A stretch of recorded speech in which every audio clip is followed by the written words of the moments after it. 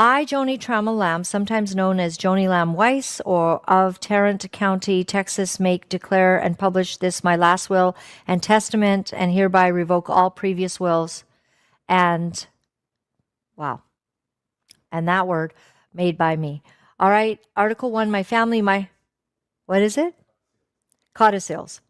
My husband, I am married to Douglas Weiss. Every reference in this will to my husband is to him. My children, I have 3 children. Jonathan Lamb, wonderful that he was named. I mean, not named at the funeral, but nonetheless named by mom, all right, in this document. Beautiful. Joni Lamb's will tells the real story. It shows you what her priorities were. It shows you what she valued, and it shows you what she was willing to do to protect those priorities. This is a story about a woman who inherited a $225 million media empire and systematically rewrote it to benefit a man she'd known for 3 years. Let me break down Joni's will and what it reveals about the corruption at Daystar. First, let me remind you what Marcus intended. When Marcus Lamb saw the end coming, he didn't leave things vague. He left instructions, explicit, clear instructions about what should happen to Daystar if something happened to him. Marcus said, Joni takes over, and if Joni passes, Jonathan becomes the leader. That was the succession plan. That was the will. That was the documented intention of the man who built this empire. That was the legal and moral foundation for Jonathan's future. But here's the thing about wills. They can be changed. And that's exactly what Joni did. Think about the timeline. November 30th, 2021. Marcus dies. Jonathan is the rightful heir apparent according to Marcus's explicit wishes. December 2021. Jonathan is grieving. The family is falling apart. Nobody's thinking about legal documents yet. Early 2022. Joni meets Doug and begins a secret relationship with him. June 2023. Joni marries Doug. Sometime in 2023 to 2024, Joni's will is updated, and Jonathan disappears from it. Think about that sequence. Think about what it shows you. Joni didn't just marry a man, she systematically erased her son from the inheritance while she was building her future with that man. Now, here's what's critical to understand about how corruption works. Money is a tool of manipulation. Joni used her will like a weapon.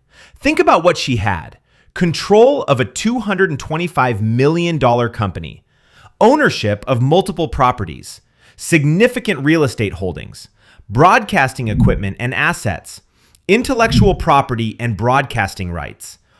All of that was supposed to go to Jonathan when Joni passed. That was the deal. That was the plan. But then Doug showed up. And suddenly, Joni starts asking herself, what if I married him? What if he had access to these assets? What if my will protected him instead of my son? And then she realized she could use the will to control Jonathan. Here's the genius of it. Jonathan can't inherit what's not designated for him. So Joni had the ultimate leverage. Obey me, Jonathan, or I'll give everything to Doug. That's what happened during that July 11th, 2023 meeting. When Joni said submit or leave, she wasn't just talking about his job, she was talking about his entire future. She was saying, I can fire you from Daystar, but more importantly, I can remove you from my will. I can make sure you inherit nothing. Let me be clear about what this represents. Marcus built Daystar with Jonathan in mind as the eventual leader. That wasn't sentimentality. That was strategic. Marcus knew Jonathan had the character and the integrity to lead. Joni's will change destroys that entire vision. Instead of Jonathan inheriting a multi-$100 million Christian television network, he inherits nothing. Instead of Jonathan having the resources to lead with integrity and restore Daystar's credibility, he has exile and unemployment. Instead of Jonathan carrying on his father's legacy, he's locked out of it completely.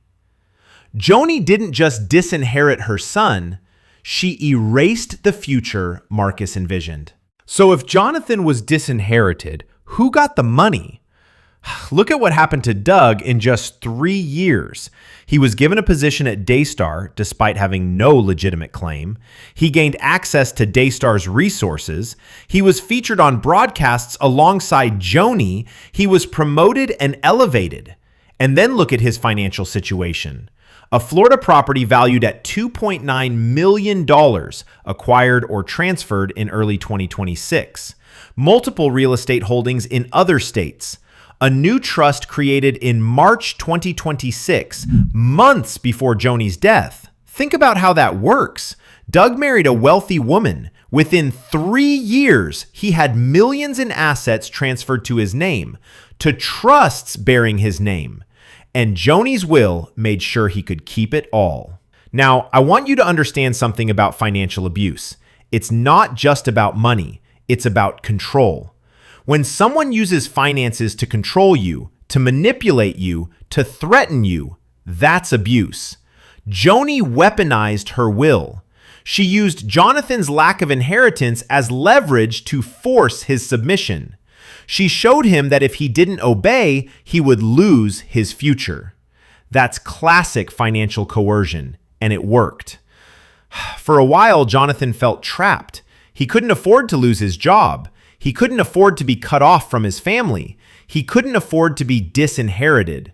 So he complied until he couldn't anymore. But let's talk about what this cost the ministry. Daystar was supposed to be Jonathan's. With Jonathan in charge, you would have leadership with integrity, accountability restored, the original vision reinstated, a CEO who cared about truth over money. Instead, what you have is Doug potentially gaining control through his marriage, through influence, Rachel fighting for her position, Rebecca trying to stay neutral and comfortable, the ministry torn apart. Johnny's will didn't just cost Jonathan his inheritance, it cost Daystar its future. And here's what the will tells you about Johnny's true priorities. She claimed to care about the ministry. She claimed to be anointed by God. She claimed to be leading a spiritual empire. But the will reveals the truth. She cared about money. She cared about who would control the assets. She cared about building wealth with Doug. She cared about protecting his financial interests over her sons. If Joni had truly been spiritually centered, her will would have reflected that. It would have said, let Jonathan lead Daystar. Let the ministry be restored. Let the legacy continue. Instead, it said, give it to Doug, keep Jonathan out. That will is the physical proof of Joni's spiritual bankruptcy. And this isn't just Joni. This is a pattern at Daystar. Look at the entire leadership structure. Joni used the will to control and manipulate her son. Doug positioned himself to gain financially through marriage. Rachel fighting to maintain her position and financial stability. Rebecca dependent on house loans and Daystar benefits.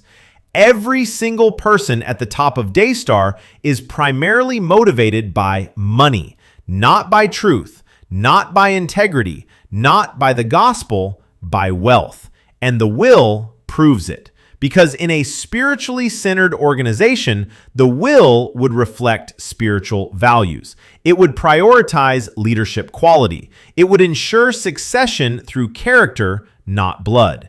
Instead, Joni's will prioritizes assets. And here's what's particularly clever about using a will as a weapon of control. A will is legal. It's protected. It's binding. So Joni could say to Jonathan, if you don't submit, I won't change my will back. And Jonathan had no legal recourse. He couldn't force her to honor Marcus's succession plan. He couldn't compel her to maintain the inheritance. He could only plead with her and hope for mercy. But Joni didn't show mercy. She showed greed. She kept the will changed. She kept Jonathan out. And that changed will became a legal instrument of her control. Now, I want you to think about what Joni's will probably doesn't include. It probably doesn't say, let Daystar be restored to integrity. It probably doesn't say, Jonathan should lead and heal the ministry. It probably doesn't say, the gospel should be the priority. Because Joni's will is about money. Not meaning, not mission, not message. It's about who gets the assets, who controls the property, who inherits the wealth. It's a financial document, not a spiritual one. And that's the difference between a leader and a business person masquerading as a leader. A true spiritual leader leaves a will that prioritizes the mission. Joni left a will that prioritized the money. Think about what Marcus built. He started with a dumpster transmitter. He built a media empire that reaches 2.3 billion homes. He created a network that was supposed to spread the gospel globally. That was his legacy. That's what he left Joni to steward for Jonathan. And what did Joni do? She changed her will to benefit a man she'd known 3 years. She destroyed the legacy. Not through scandal, not through poor management, through selfish financial manipulation. Marcus's empire should have gone to Jonathan. Jonathan should have been elevated, supported, and prepared to lead. Instead, Jonathan was exiled, disinherited, and betrayed. And Joni's will made it all legal. And let me tell you something interesting. People saw what Joni was doing. There were people close to the situation who understood that Joni lost something fundamental when she married Doug. They watched her prioritize a man over her mission. They watched her choose money over her children. They watched her rewrite her will to benefit an outsider. And they were grieved by it. Because they understood that Joni was showing her true colors. Not the anointed spiritual leader, the greedy businesswoman. People sent her messages. People warned her. People told her to repent of how she treated Jonathan. But she never did. Because her will was already changed. She was already committed to the path. She had already legally erased Jonathan from her future. So here's what I want you to understand. A will is not just a legal document. It's a moral statement. It tells you what someone valued. It tells you what they protected. It tells you what they were willing to fight for. Joni's will revealed that she valued money more than her son. She valued Doug more than Marcus's legacy. She valued financial control more than spiritual integrity. That will is the smoking gun. It shows that the entire narrative of Joni being anointed, being led by God, being spiritually centered was a lie. Because if you're truly following God, your will reflects that. Your will shows priorities that honor Him, honor your family, honor your legacy. Joni's will showed greed. And that greed cost Jonathan his birthright, his future, and his family. All legally protected by the document Joni signed.